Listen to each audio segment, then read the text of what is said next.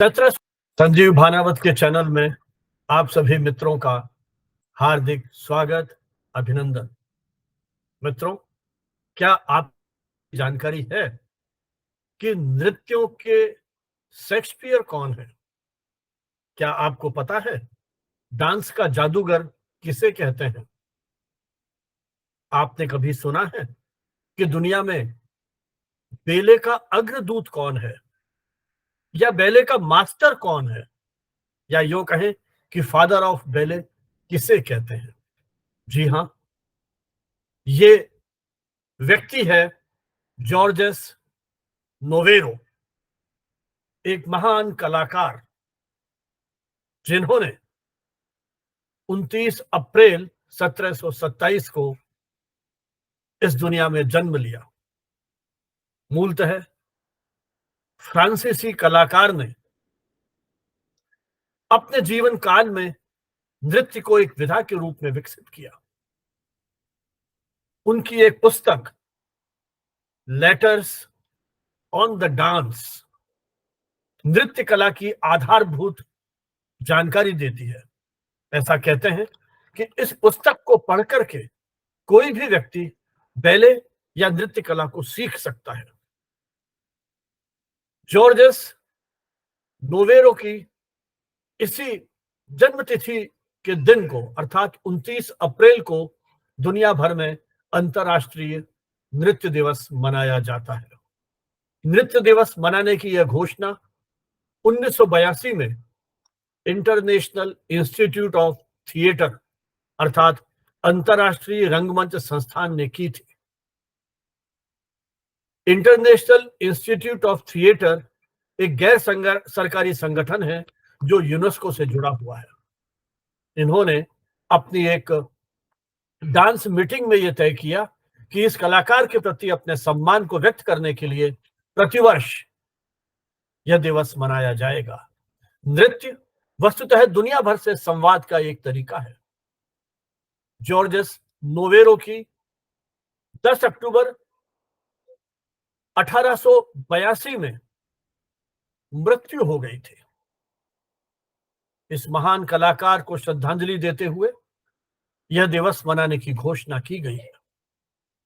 उनकी यह पुस्तक बैले के प्रोडक्शन और उसकी सौंदर्यात्मक सिद्धांतों पर आधारित एक प्रमुख पुस्तक है। इस पुस्तक का लेखक 56 में इस पुस्तक को लंदन में लिखा गया था और 1760 में फ्रांस में इसका प्रकाशन हुआ था। यह तो बात रही दुनिया की, लेकिन भारतीय संदर्भों में यदि हम समझें तो हमारा देश तो कला और संस्कृति की विरासत बहुत समृद्ध रही है। हमारे यहाँ ऐसा माना जाता है कि देवताओं के अनुरोध पर भगवान ब्रह्मा ने नृत्य वेद की रचना की थी। वस्तुतः उन्होंने चारों वेदों से नृत्य संबंधी मुख्य तत्व लेकर के नृत्य वेद की रचना की थी और ऐसा भी माना जाता है कि भरत मुनि के 100 पुत्रों ने पहली बार उन पर नृत्य किया था। 2000 वर्षों की यह समृद्ध परंपरा नृत्य और कला की। वस्तुतः नृत्य केवल मनोरंजन का माध्यम नहीं है। जैसा मैंने कहा कि नृत्य एक संवाद है। भारतीय संदर्भों में यदि बात की जाए तो हमारे देश के विभिन्न राज्यों की बहुत सारी ऐसी डांस फॉर्म्स हैं जो दुनिया भर में विख्यात है। भरतनाट्यम की बात करें या कथक कला की बात कीजिए, चाहे ओडिसी नृत्य की बात हो या मणिपुरी या कुचिपुड़ी, इस प्रकार हिप हॉय आदि न जाने कितनी तरह की डांस फॉर्म है जो अपने अपने देश के प्रतिनिधित्व के साथ साथ दुनिया भर में अपनी विविध प्रकार की कलाओं और भावनाओं के कारण एक विशेष पहचान बनाई हुई है। भरतनाट्यम में तो कितनी सारी मनोभावनाओं की अभिव्यक्ति होती है।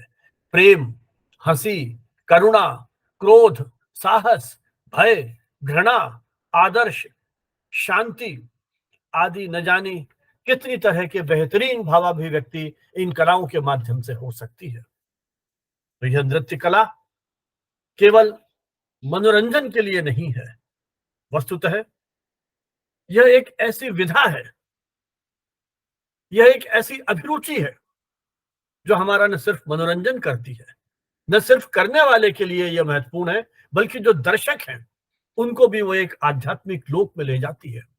और दूसरी ओर जो नृत्य करते हैं उनके लिए स्वास्थ्य की दृष्टि से भी यह महत्वपूर्ण एक्सरसाइजेस है।